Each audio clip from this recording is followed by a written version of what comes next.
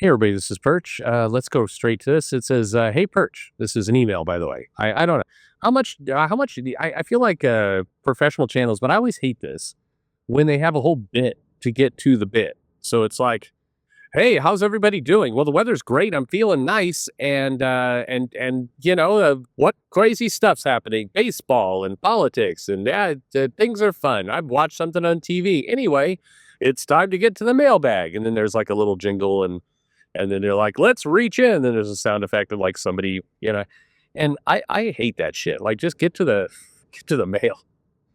I don't know.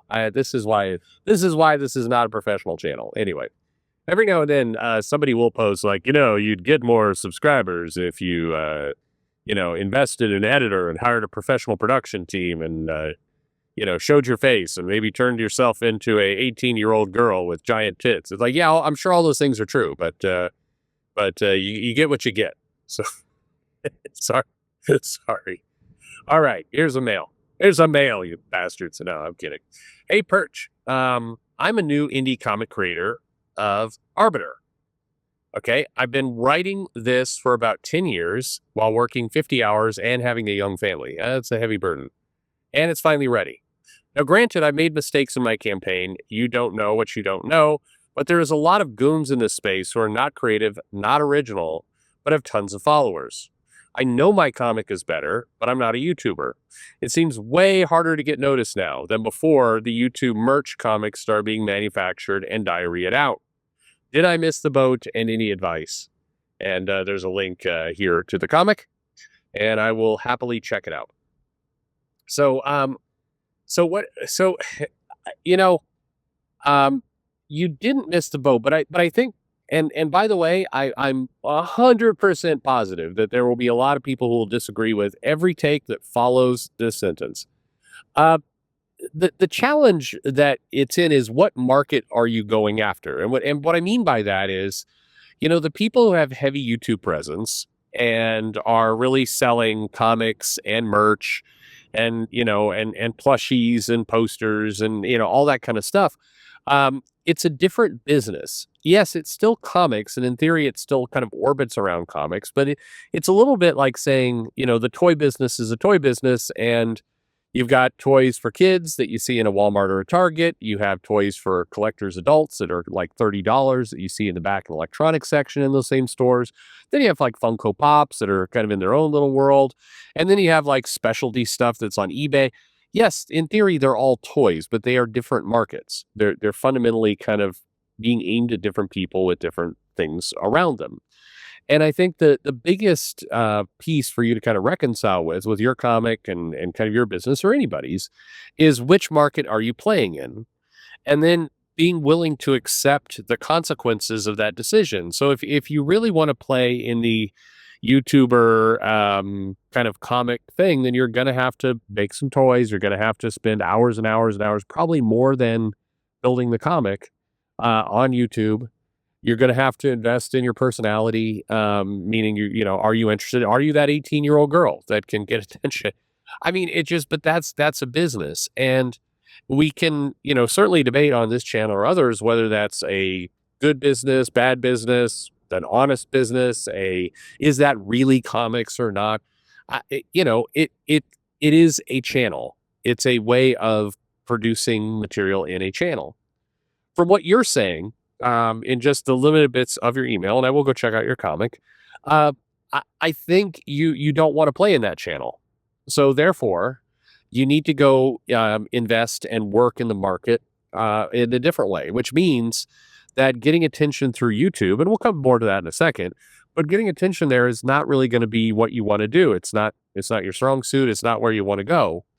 And so I think that means you're going to have to think more carefully about your distribution. How do you get your comics in front of more people? Start looking into, lightweight kind of what firms or groups can help promote your comic.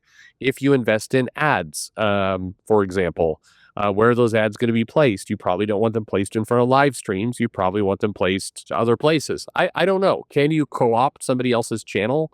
I was hearing from somebody, but I got no metrics on it. that they were successfully creating Google ads and YouTube ads, and they were very specifically targeting all of the, the 5 hour YouTube streams and everything else. And they were pushing their stuff there as front roll ads, and they were paying more money, but they were basically trying to co-opt that space and redirect them to the comic. I don't know if that works. My hunch would be it didn't. I didn't get somebody bragging about how much money they were making and the numbers around it, so that tells me it probably didn't work very well. But who knows? But all in all, it you have the biggest success you're going to have is if you know you don't want to invest that time to YouTube and everything else, then you're going to need to go find another channel, and you shouldn't waste your time in that one. I think the worst mistake of all would be saying, I don't want to be a YouTuber. I don't want to be on live streams. I don't want to be part of that. It's not my thing. But I'm going to do a little bit of it because I guess I have to in order to reach that audience. I guess I'm going to do a little bit. The problem is that you're going to fail on both ends. First of all, everybody will kind of smell that you don't really want to be there, that this is not natural to you, and you're not excited about it.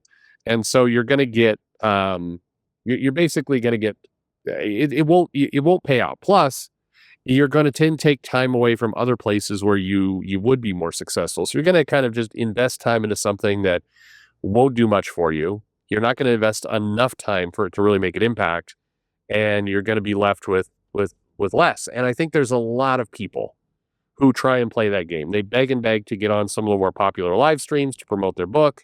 They don't really know what to say when they're there. It's a moment in time. They get a very, very small bump in the moment. Like they get maybe a couple $100 of people funding their book, maybe $1,000. And they're initially very excited because they see this immediate, almost junk food like response where they invested a tiny bit of effort, they got a tiny bit of attention, but it came all at once. Like, oh, well, maybe this is maybe this is the answer. But it's not. It's the law of diminishing returns. You're not going to get the same bump the second time you do it. You have to go to a different channel, try to achieve a different audience. And this is the part I think a lot of people will disagree with. The reality, I think, is that the people who are investing heavily, heavily into YouTube, they are more live streamers and comic creators. Um, I mean, they've moved to a new business. The new business is YouTube advertising and super chats and selling plushies and things. And the people who are supporting them, in many cases, are not hardcore comic readers. They're supporting the mission. They're supporting they're supporting I'm dancing around the world politics because I don't want to say that, but they're supporting basically the personality. They're not supporting the book, and it's one of the reasons why you have very, very famous personalities who have million subscribers, and then they try and do a project and it fails. They get if you had an active captive audience that really was invested in what you were doing, and you could redirect them to buy your product. A normal business rule of thumb would say you'd get minimum 25% of your audience buying the comics. But if you have 1 million subs, none of these projects have 250,000 backers or even remotely close to it. Not even the best at this have something like that. And in most businesses, that would be the bar. That'd be the benchmark. There's, again, you take any kind of business class, you look at data and history.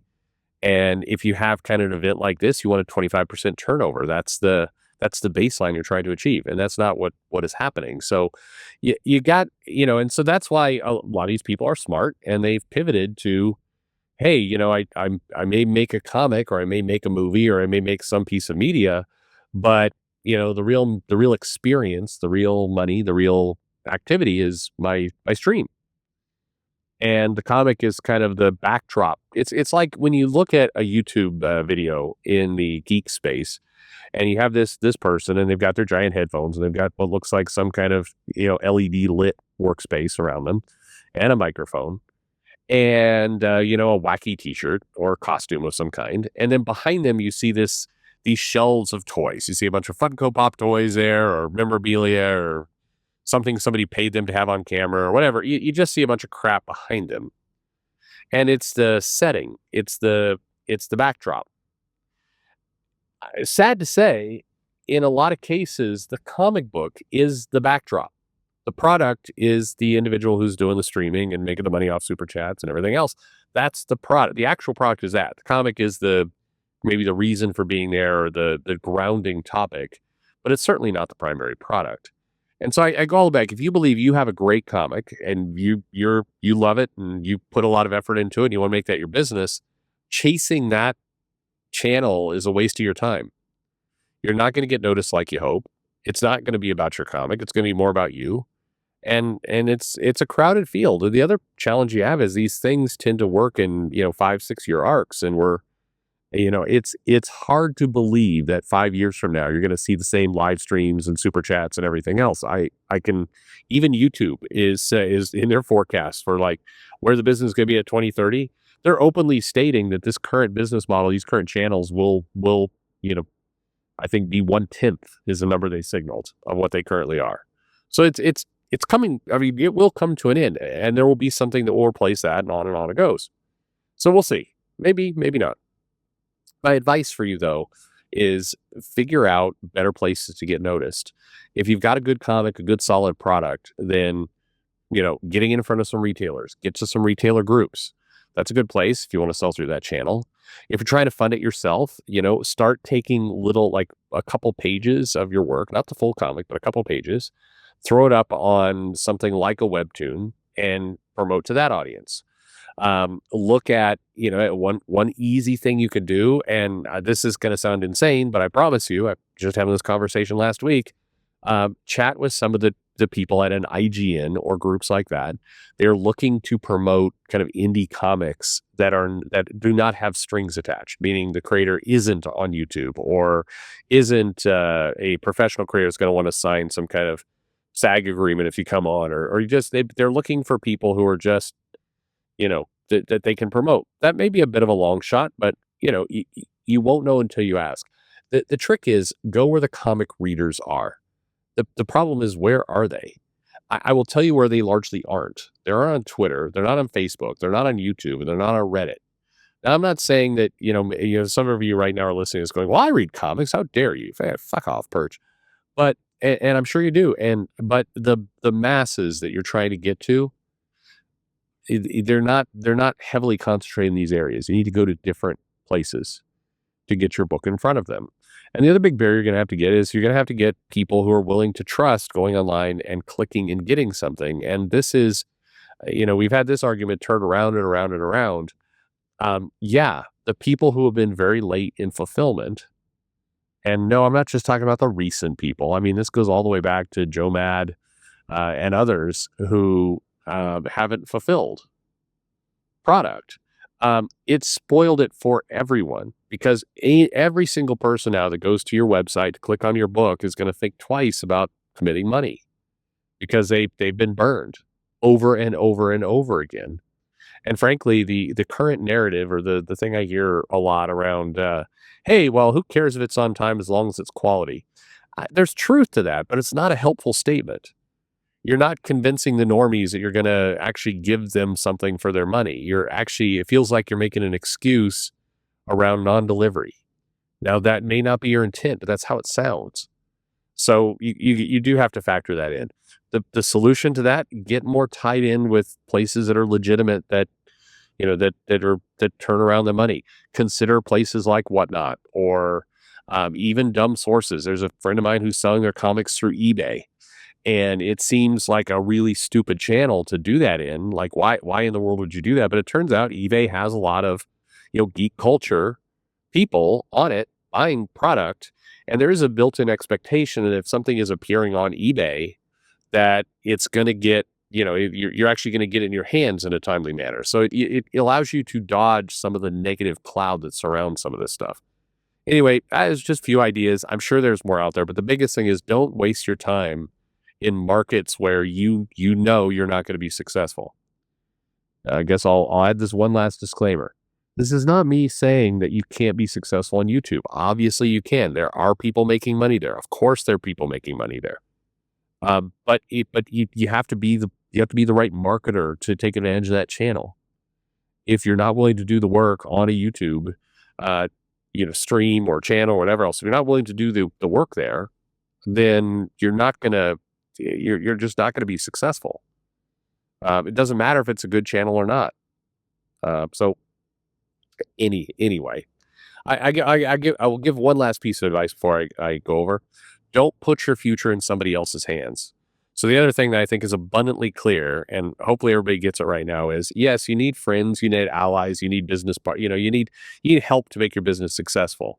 But be very careful, because in this space there are way too many people that you basically take advantage of their offer to help, and then suddenly they believe you owe them, and then you've got kind of what feels like a creditor on your back, even though you didn't take any money from them.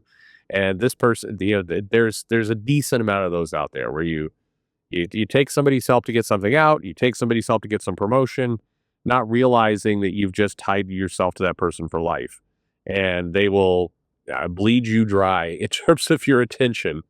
And so just be careful of who you cozy up with, because unfortunately that's I've seen a lot of people recently toppled by that. So anywho, there you go. How many people would be pissed? I don't know. You'd say something controversial here. Um, there's not good Mexican food in DFW. There you go. There's just not. It's Tex-Mex. It's not good Mexican food. Where's the Mexican food at? I don't know. Maybe it's not controversial. Thanks for listening.